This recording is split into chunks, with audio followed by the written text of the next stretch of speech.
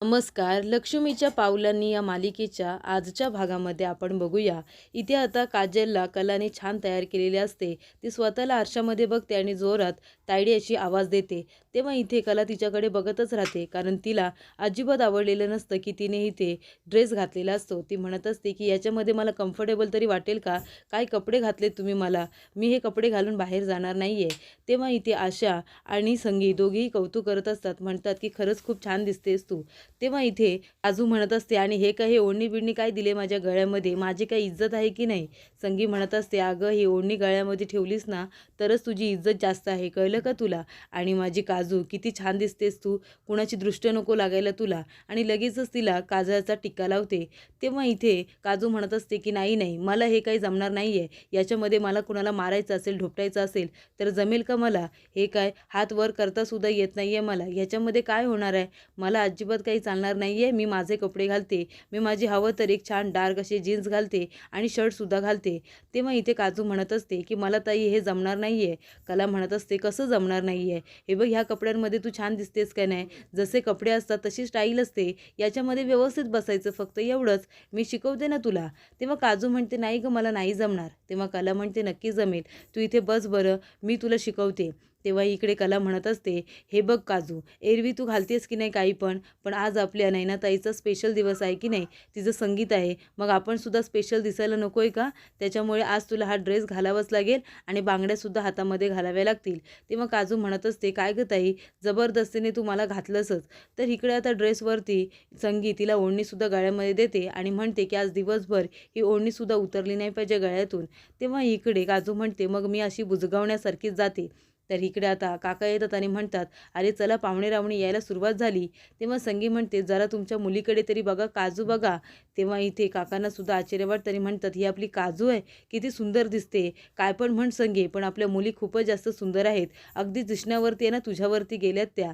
तेव्हा संगीला खूपच जास्त आनंद होतो. तेव्हा इथे काजू म्हणत असते, काय बाबा, तुम्ही पण म्हणताय की मी छान दिसते या सगळ्यामध्ये, आणि ती रागावून निघून जाते बाहेर. तेव्हा संगी लाजते आणि म्हणते, बघितलंस ना तायडे, हे काय म्हणाले, मुली माझ्यासारख्या सुंदर दिसतायत. बाई, मला खूपच जास्त लाज वाटते. तर इकडे आता कला बाहेर येते आणि सगळी तयारी बघत असते. तेवढ्यातच तिथे काजूसुद्धा येते आणि स्टेजवरती जाऊन रॉकेटला विचारते की सगळी काही तयारी व्यवस्थित झाली आहे ना? इथे गाण्यांच्या सीड्या वगैरे आल्यात ना सगळ्या? तेव्हा इथे रॉकेट म्हणत असतो, हो हो, सगळी तयारी तर झालेली आहे, पण आता एका पायाने मी काय काय करणार ना? तरीसुद्धा तयारी झाली. पण अरे काजूताई, कसली दिसतेस गं तू भारी. तेव्हा इथे काजू म्हणत असते, हे बघ, जास्त काही बोलू नकोस आता. आधीचा ड्रेस माझ्या डोक्यात गेलेला आहे.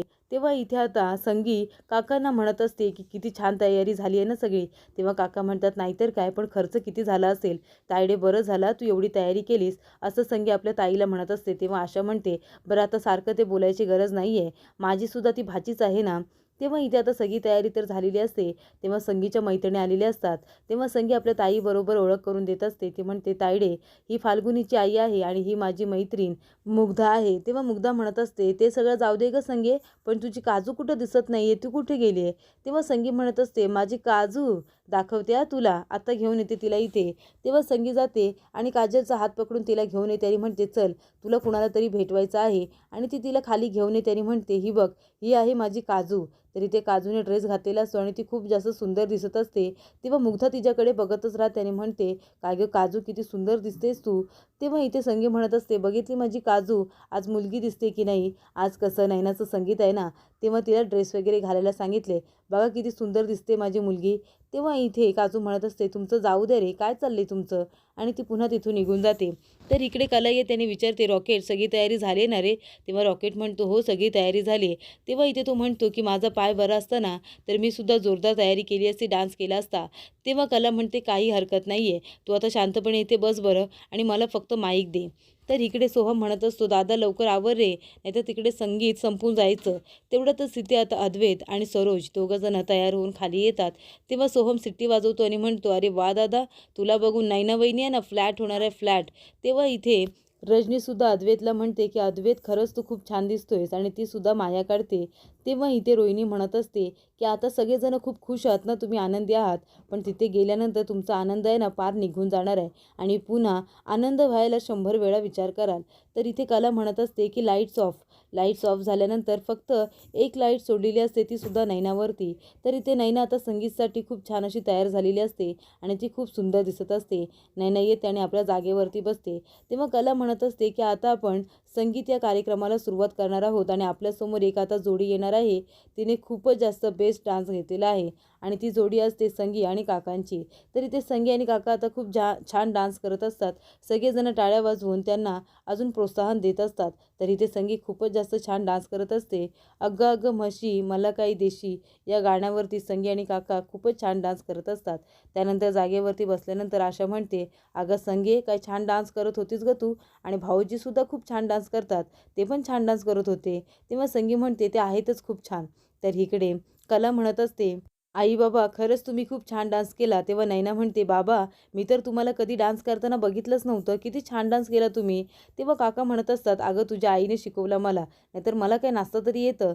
तेव्हा इथे नैना म्हणत असते, आई तू सुद्धा खूप छान डान्स केलास. तेव्हा संगी म्हणते, मगाशी तुझ्या बाबांनी माझं कौतुक केलं ना, तेव्हा मला अजून जोर आला होता. तर इकडे आता अद्वैत गाडी चालवत असतो, पण त्याला नैना बरोबर घालवलेले प्रत्येक क्षण आठवत असतात. तर इकडे आता कला, काजू आणि नैना तिघीजणी डान्स करत असतात. तीन बहिणी एकत्र येऊन खूप छान असं ते डान्स करत असतात. त्यानंतर त्यांचा डान्स बघत असताना संगी खूपच जास्त इमोशनल झालेली असते. आपल्या मुलींमधली एक मुलगी सासरी जाणार आहे याचं तिला दुःखसुद्धा झालेलं असतं. तेव्हा इथे नैना येते आणि तिचा हात आपल्या हातात घेते.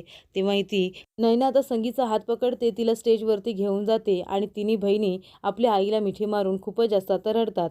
तेव्हा रॉकेट म्हणत असतो, अरे तुम्ही तिघीजणी आता किती रडाल, बघा तुमच्यामुळे सगळ्यांच्या डोळ्यामध्ये पाणी आले.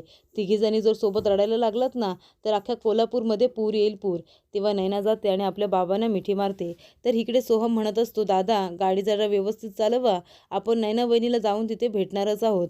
तर इकडे रॉकेट म्हणत असतो की चला आता खूप छान गाणं झालेलं आहे, पण आता तुमच्यासमोर येते आपल्या सगळ्यांची लाडकी कला ताई, ती इथे येणार आहे आणि कल्ला घालणार आहे. तेव्हा कला म्हणत असते, नाही नाही मी एकटीने डान्स नाही घेतलाय. तेव्हा संगी म्हणते, अजिबात नाही, आपलं ठरलं होतं ना तू एका तरी गाण्यावर डान्स घेशील म्हणून. तुला माहिती आहे का, तुझ्या शाळेतल्या स्पर्धेमध्ये मी तुला एक डान्स शिकवला होता, त्या गाण्यावरती डान्स केलास ना तरीसुद्धा चालेल. तर इथे आता खूप सुंदर अशा गाण्यावरती कलाने डान्स घेतलेला असतो आणि खूप सुंदर असं सिंपल ती डान्स करत असते आणि इथे काजू तिची व्हिडिओ करत असते.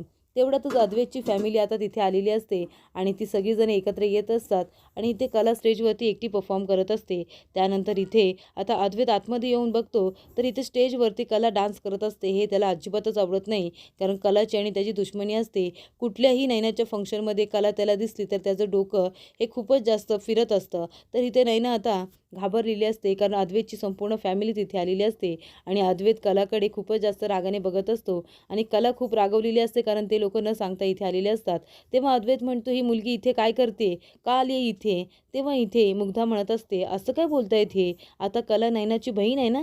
तेव्हा इथे संगी म्हणते, तुम्ही सगळेजण जरा जाता का, जरा जेवून घ्या आणि काजू जा बरं, तू जावई बापूंसाठी जरा सरबत घेऊन ये. तेव्हा इथे अद्वैत म्हणत असतो, हे बघा नैनाची आई, आम्ही इथे कोल्ड्रिंक वगैरे घ्यायला आलेलो नाही आहे. मी विचार केला होता की आपण दोन फॅमिलीज एकत्र येऊन संगीत आपण साजरं करूया, म्हणजे आपला आनंद दुगणा होईल. तर इथे येऊन मी काय बघतोय, स्टेजवरती ही मुलगी का डान्स करते.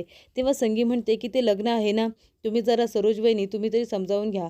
तेव्हा सरोज म्हणते, आम्ही काय समजावून घ्यायचं, आता इथे जर अद्वैत आलाय तर त्याला छान सरप्राईज भेटायला हवं होतं ना. तर स्टेजवरती त्याने या मुलीला बघितलं, आता काय वाटलं असेल त्याला. तर इथे आता कला खूपच जास्त घाबरते. तर पुढील भागामध्ये आपण बघूया, इथे सरोज म्हणत असते की अख्खा कोल्हापूरमध्ये तुम्हाला डेकोरेशनसाठी दुसरं कोण मिळालंच नाही का. तेव्हा संगी म्हणते, आम्ही जेवढ्यांना विचारत होतो ना तेवढे सगळे हिचंच नाव सांगत होते, त्याच्यामुळे आम्ही दुसरं कुणाला इथे आणलं नाही. तेव्हा इथे अद्वैत म्हणत असतो, ह्या मुलीला मी बघितलं ना की माझं डोकंच फिरतं. तेव्हा नैना म्हणत असते की तुम्ही कशाला तिच्याकडे लक्ष देताय, एवढ्या माणसांमध्ये थोडं ना आपलं तिच्याकडे लक्ष जाणार आहे. आपण दोघंजण एकत्र असल्यानंतर दुसरं कुठे लक्ष जाणार आहे का आपलं, आणि कितीशी वेळ ते आपल्या आजूबाजूला असणार आहे. तर इथे सोहम येतो आणि कला आणि काजू ह्या दोघींना सुद्धा एकत्र डान्स करायला घेतो.